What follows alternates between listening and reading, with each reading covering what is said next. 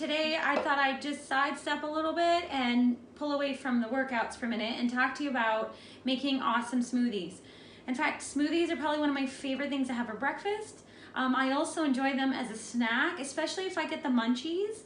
I find that protein smoothies, especially protein-filled smoothies, will shut off the hunger and keep me full right away and keep me from snacking. And I also appreciate the fact that smoothies are good for after workout too. So I figured it'd be a good time to talk to you about what you're really looking for in a smoothie. Now remember, as much as I'm providing all these exercises, that I don't know if you ever heard the saying, abs are built in the kitchen. That is absolutely true.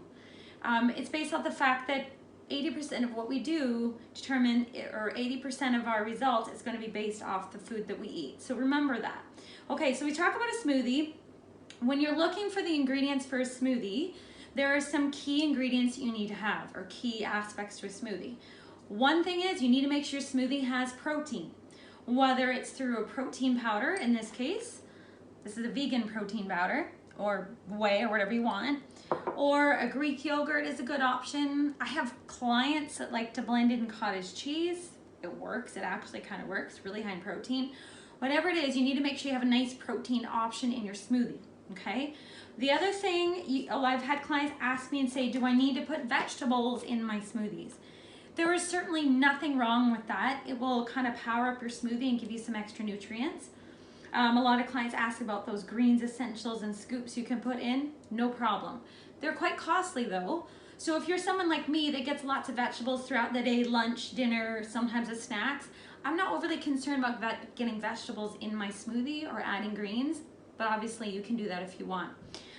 You obviously need your main liquid, but I want to touch on that for a minute and tell you to stay away from juice. Do not add orange juice or pineapple juice to your smoothies. You're going to add a lot of high glycemic condensed sugar. It has vitamins and minerals, but it's really just a condensed form of sugar, and you're already going to get that from your fresh fruit. So that's another thing. Typically having some fruit in your smoothie, obviously that's a given, and any combinations, just make sure that, well, there isn't a general rule, but if you're having a smoothie with the fruit, you've got to have the protein with it. Your base here, so I've got coconut milk as my base. You can choose your milk of choice, but again, stay away from juice. Some sort of good fat would be great too, whether you throw avocado in, or here I have ground flax. That's a good option too. So on with the recipe. So this particular recipe is called my blueberry pineapple smoothie, and it either has kale or spinach in it. So this time of year is really difficult to find kale. I don't really love the packaged stuff all that much. It's quite expensive, so I've got spinach here too. It's another powerhouse. So the first thing you want to add is, especially when you're mixing something that has the greens or spinach, you're going to want to put these together first, okay? So then so this is basically serving of one, okay? So I'm just gonna put in my liquid, okay? So there's my coconut milk, got that taken care of. And then what you want to do this in 2 stages, and I'll tell you why. If you don't blend the greens with your liquid first, you're going to end up with some chunks in there, depending on how powerful your blender is. I prefer to do this by itself. So I'm going to go ahead and take a moment and just blend this, and then we'll carry on with the recipe.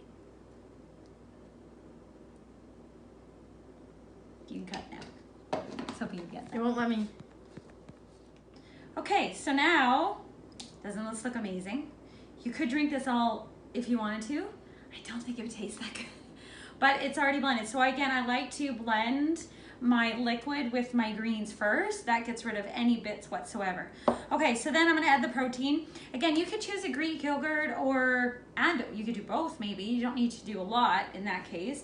But I've got a full scoop of my protein powder, so I'm gonna use that today instead of the Greek yogurt. But you obviously could use the Greek yogurt.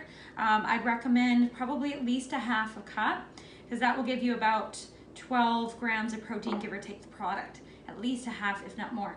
So I'm gonna head, in this recipe, it calls for pineapple. You could obviously use fresh pineapple, but I am using some just frozen pineapple chunks because it was just easier to find right now. So I'm just gonna, so you guys gonna pour this, the entire thing is gonna fly in there. There we go. So that is about half, 3/4 cup, give or take. I'm just eyeballing it a little bit. Then I'm gonna go ahead and put in my blueberries. have a big bag. We go through a lot of frozen blueberries in this house. That's probably a main ingredient for a lot of our smoothies. There we go. Okay, the last thing I'm gonna add here is my flax. Good, healthy fats. Okay, so I've got this together. Okay, so I'm gonna go ahead and blend this and then we'll have a look at the finished product. Okay, so here is your final product. Have a look, look at that. Doesn't that look good? It's very, very good. It has a nice sort of tang to it. It's got lots of sweetness to it and some depth. I didn't need to add extra juice. All on its own, it tastes good. It's got all the essentials you need for a nice, healthy smoothie. It's gonna keep you full for hours. So go ahead and give this one a try. Again, with smoothies, you can make any variation.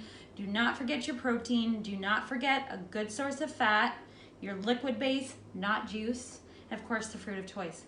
All right, hope you enjoyed the recipe and have a good day.